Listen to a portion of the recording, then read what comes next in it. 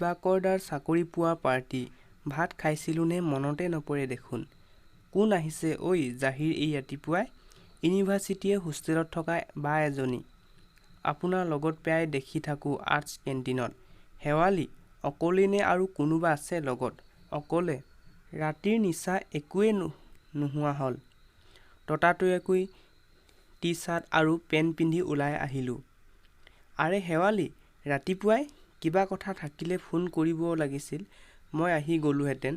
ৰবিবাৰে পুৱাই তোমাক মাতি আমনি দিব মন নগ'ল। মেছেজ কৰিছিলোঁ মই আহি আছোঁ বুলি, তুমি দেখাই নাই চাগে। অহ মোবাইল টেবুলতে আছে, কোৱাচোন কি কাম আছিল? তুমি জল্দি ফ্ৰেছ আপ হোৱা, এঠাইলৈ যাবলগীয়া আছে। দৌৰাদৌৰিকৈ ফ্ৰেছ আপ হৈ ওলাই সাজু হ'লোঁ। নানাভাৱে মনত খেলিমেলি লগাই দিলে। কি কাম থাকিব পাৰে শেৱালি? শেৱালিৰ কথামতেই বাইক দীপৰ বিলৰ দিশে পোনালোঁ। এতিয়ালৈ কোনো কথাৰে পাতনি মেলা নাই। শেৱালিয়ে মাথো দীপৰ বিলৰ দিশে যাম বুলি কৈছে, ইয়াতে ৰখোৱা। শেৱালিৰ কথামতেই গড়চুক হৈ পামহিৰ গাঁৱৰ ভিতৰলৈ আহি বাইক ৰখালোঁ এক নিৰ্জন ঠাইত, দীপৰ বিলৰ পাৰ। পিছে ইয়াত দেখোন কোনো নাই। মই কাকো লগ কৰিবলৈ অহা নাই নিয়ৰ, তোমাক এটা বিশেষ কথা ক'বলৈ লৈ আহিছোঁ ইয়ালৈ। কি? মোৰ লগতেই যদি কথা পাতিব লগা আছিল হোষ্টেলত কিয় নকলা? য'তে ত'তে যিকোনো কথা পাতিব নোৱাৰি নিয়ৰ। সৌ দূৰত ৰেল লাইনৰ পাৰ হৈ মুকলি ঠাইখিনি দেখিছা বিলৰ পাৰত? অঁ তাৰে কাষতে এটা মহৰ খুঁটি আছে। ডিপাৰ্টমেণ্টৰ ছাৰ্ভেৰ কামত বহুতবাৰ আহিছোঁ। কি আছে তাত? একো নাই নিয়ৰ, মোৰ সকলো তাতেই শেষ কৰি দিছিল কেইজনমান পিশাচে। কি? বহুত দিনৰ পৰাই মোৰ পিছত পৰি আছিল। কলেজৰ পৰা ঘৰলৈ উভতি আহি থাকোঁতে উঠাই লৈ আনিছিল ইয়ালৈ। নিশা নামি অহাত নিৰ্জনতাৰ সুযোগ লৈ মোক উপভোগ কৰিছিল পিশাচকেইটাই। দলিয়াই পেলাই থৈ আহিছিল মোৰ ঘৰৰ সন্মুখৰ ৰাস্তাত। সিহঁত এতিয়া ৰঙাঘৰ আলহী।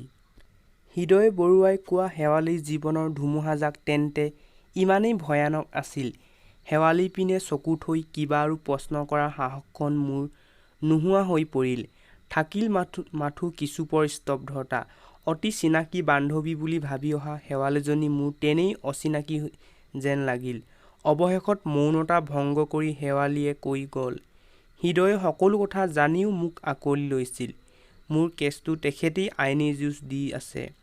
সিহঁতৰ ঘৰখনে প্ৰথম অৱস্থাত দুঘোৰ আপত্তি কৰিছিল, কিন্তু হৃদয় বেলেগ ধাতুৰে গঢ়া। তাৰ যুক্তিনিষ্ঠ কথাৰে সকলোকে মান্তি কৰাইছিল। তেওঁৰ ওচৰত মই জীয়াই থকালৈকে ঋণী। হৃদয়ৰ দৰে পুৰুষ এজনৰ লগত তুমি সঁচাকৈ সুখত থাকিব পাৰিবা শেৱালি? অতীতৰ সেই ধুমুহাজাক পাহৰি জীৱনটো এক নতুন দিশলৈ লৈ যোৱা তুমি, য'ত থাকিব মাথো সুখ আৰু আনন্দ। ইমান সৰলভাৱে সকলো কথা আগবঢ়াৰ পথ মুকলি থাকিলে আজি মই তোমাক ইয়ালৈ লৈ নাহোঁ নিয়ৰ। মোৰ জীৱনৰ সেই ধুমুহাজাকতো ভাঙি পৰা নাছিলোঁ। কিন্তু যোৱাকালি যি এক সত্য শুনিলোঁ, তাৰ পিছত মই আকৌ হৃদয়ৰ লগত অন্যায় কৰিব নিবিচাৰোঁ। কি সেই সত্য? মই যিমান পাৰোঁ সহায় কৰিম তোমাক। এয়া নিয়ৰ শেৱালিৰ প্ৰতি থকা বন্ধুত্বৰ শপত। তুমি অভিনয় কৰিব লাগিব, প্ৰেমৰ অভিনয় কৰিব লাগিব মোৰ লগত, মাথো কিছুদিনৰ বাবে, যেতিয়ালৈকে মই এই পৃথিৱীৰ আলহী। একেবাৰে সঁচা যেন লগা প্ৰেমৰ অভিনয়। জালুকবাৰীৰ ৰঙাবোৰেও বিশ্বাস কৰিব পৰাকৈ সঁচা যেন লগা প্ৰেমৰ অভিনয়। ভয় নকৰিবা, তোমাৰ আৰু নন্দিনীৰ মাজৰ সম্পৰ্কত কোনো প্ৰভাৱ নপৰে। ময়ো নাৰী, নন্দিনীৰ অন্তৰত তোমাৰ প্ৰতি থকা ভালপোৱাক মই বহুত কাষৰ পৰা দেখিছোঁ। কিছু কষ্ট পাব তাই, কিন্তু সেয়া খন্তেকীয়া।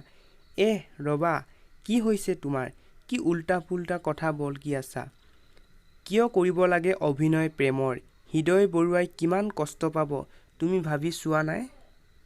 মই সেয়াই বিচাৰোঁ, পাওক তেখেতে কষ্ট, ঘৃণা কৰক মোক, পাহৰি যাওক হৃদয় শেৱালিৰ অস্তিত্ব। কিন্তু কিয়? কি এনেকুৱা সত্যৰ শাস্তি ইমানবোৰ মানুহক দিব খুজিছা তুমি? I am HIV পজিটিভ নিয়ৰ। কি? জীৱন নাটৰ আমি যেন সঁচাকৈ একোজন অভিনেতা। নিৰ্দেশনা আহে কোনো অচিনাকি পৰিচালকৰ পৰা। নিজৰ বিবেকক একাষৰীয়া কৰি থৈ কৰি যাওঁ মাথো অভিনয়।